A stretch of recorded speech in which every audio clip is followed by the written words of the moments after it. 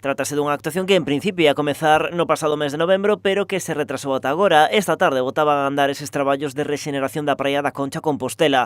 Unha actuación que, entre outras cousas, se erradicará o cadillo, especie invasora que cubre xa boa parte da superficie. Sabemos que é unha actuación, así nos lo dixeron por parte de Costas, que nunca habían visto pois ningunha praia no noso litoral, pois a invasión que hai nesta praia do cadillo.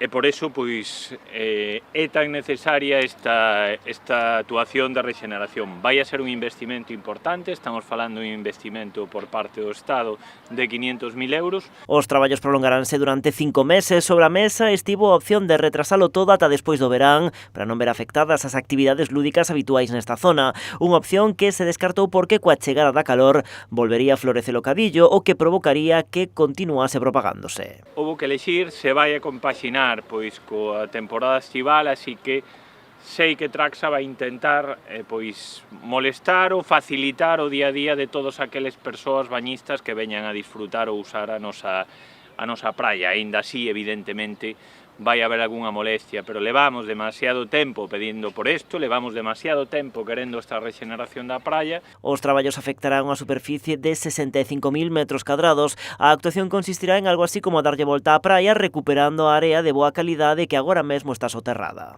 Decapar os primeiros centímetros da capa superficial que contén o cadillo, e vaise a elaborar zanjas transversais á praia, enterrar esa capa superficial de forma que de alguma maneira se lle dé a volta ao perfil de playa.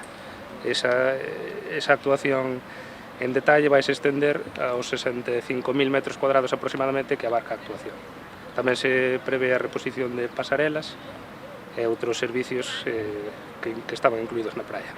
A intervención comezará contra o Pinar para deixar lista canto antes esa zona na que se vai celebrar o Festival Atlantic Fest no mes de xullo.